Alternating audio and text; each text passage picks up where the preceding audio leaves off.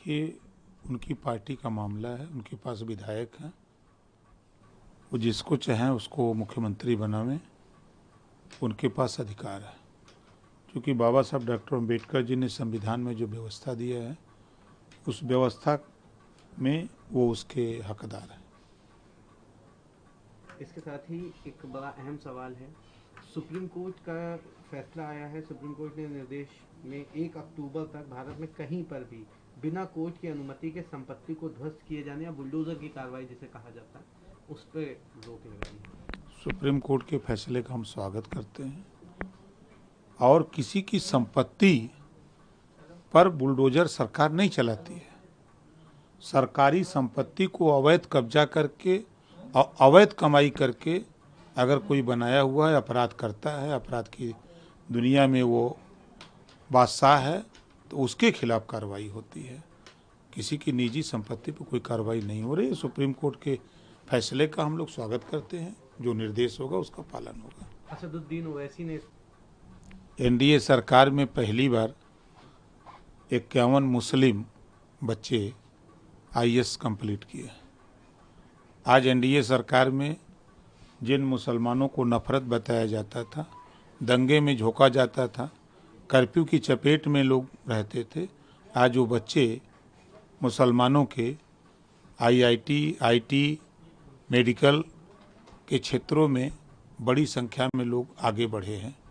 इस पे वो नहीं कह रहे हैं, इस पे भी उनको बोलना चाहिए कि एनडीए गठबंधन में क्या क्या उपलब्धि है, इस पे बताना चाहिए था। अभी गाजीपुर में दिन दहाड़े संदीप यादव दर्जनों लोगों के साथ जाकर हत्या करने की नीयत से गया और दिन में फायरिंग किया 4 व्हीलर गाड़ियों के साथ।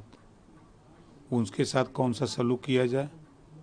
दही लेकर के पहुंचा जाए कटोरा में कि तुम गोली चलाओ, हम दही खिला रहे हैं। अभी ललितपुर में अपराधियों के घर जाकर के रसमलाई चमचम काट रही है समाजवादी पार्टी।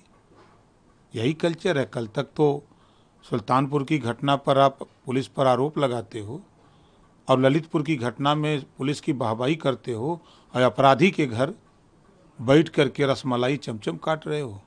यही कल्चर है समाजवादी पार्टी का। देखिए, किसी गरीब की ज़मीन कब्जा कर लेना, सरकारी संपत्ति कब्जा कर लेना और लूटपाट करके संपत्ति बना लेना, गुंडागर्दी करना, अगर इसको समाप्त किया गया है तो जनता तो खुश रहेगी।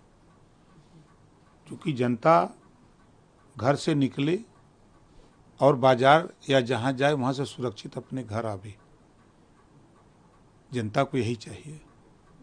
हमारी बहन बेटियां विद्यालय जा रही हैं, विद्यालय जाएं, सकुशल शिक्षा हासिल करें, सकुशल घर आवें। ये सरकार की मंशा है और संविधान की यही मंशा है। तो क्या मानते हैं, क्या जिस तरह की चीजें चल रही थी बुलडोजर कार्रवाई से कोई संतुष्ट हो ना हो, लेकिन जनता संतुष्ट? जनता खुश थी कि जो भ्रष्टाचारी हैं, दुराचारी हैं, व्यभिचारी हैं, ऐसे लोगों के खिलाफ कार्रवाई हो रही है, तो जनता संतुष्ट थी। देखिए, लोकतंत्र में बाबा साहब डॉक्टर अम्बेडकर ने, जिसके पास बहुमत है वो जिसको सीएम बनावे, कोई रोक नहीं सकता है। उस दल का मुखिया, उस दल की जो नियमावली है, वो लोग सब लोग किसी को बना सकते हैं, उसमें कोई रोक नहीं है। उन्होंने बनाया है तो सोच समझ के बनाया है। अब उनका विषय है कि वो आतंकवादियों का सपोर्ट करें या देशभक्तों। अब जिसका वो चाहे आतंकवादियों को मुख्यमंत्री बना दें, चाहे देशभक्त को बनावें, तो उनका विषय है ना, हम लोगों का विषय तो है नहीं।